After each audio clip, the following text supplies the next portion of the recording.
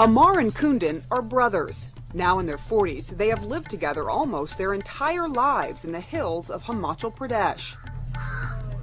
They share just about everything: their work, their home, and a wife.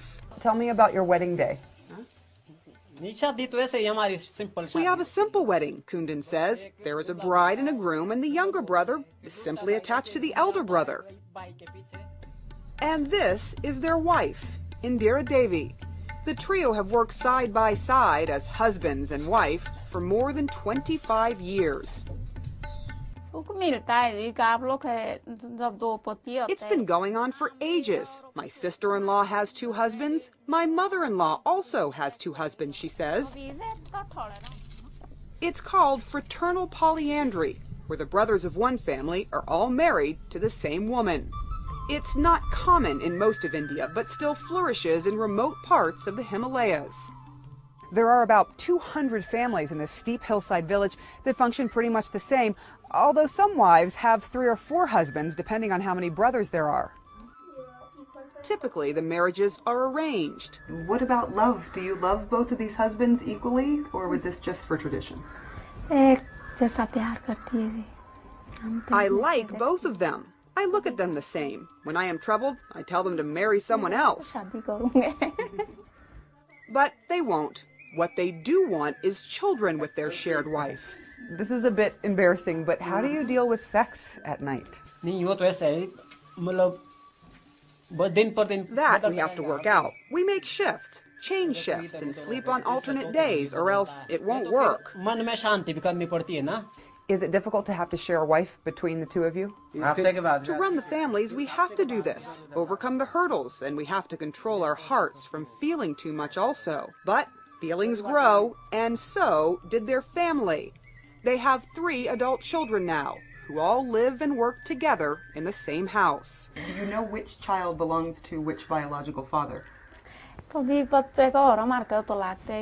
tell the kids that both fathers are the same. The family doesn't know and doesn't care. The daily grind takes all their time and energy.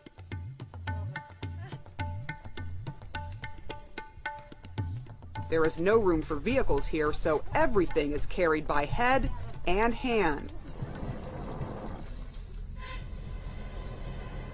Life is simple.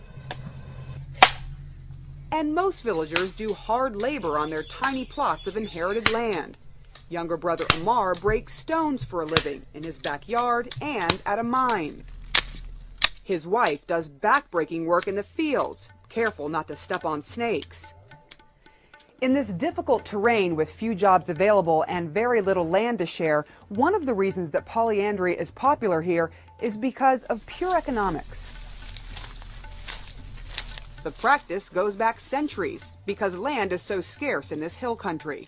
If Amar and Kundan had taken separate wives, they might have had to split the family's little land. So they stick to tradition. Do you want this tradition to continue with your 3 children? I feel it is good for my daughter to have 2 husbands, she says. If they marry like that, they will be happy in the future. Her 17-year-old daughter isn't so sure about that. How many husbands would you like? 1, 2, or 3? Team. I would like 1 husband, she says. But in this remote corner of India, Sunita Pundir knows she is bound by custom. Will you marry for love or you will marry for tradition? I will marry for both, for tradition as well as for love. I will never leave our tradition, even if I have to forego love. I will never spoil my parents' reputation and my brother's. Sunita's 2 brothers have already decided they will follow tradition and share a wife. My opinion is that in a family there should be a joint system, he says. The joint system is very good. Family runs very well that way. To find one, they'll have to travel to another village. The gene pool here is too small. The villagers say almost everyone here is related in some way. There's another incentive for polyandry. For every 1,000 boys born in this region, there are about 850 girls. As education and India's rapid modernization seep into this hill country, though, its ancient traditions may fade away. Until then, life for these villagers will be much the same as it was for their forefathers and mothers hundreds of years ago. Sarah Seidner, CNN, Himachal Pradesh, India.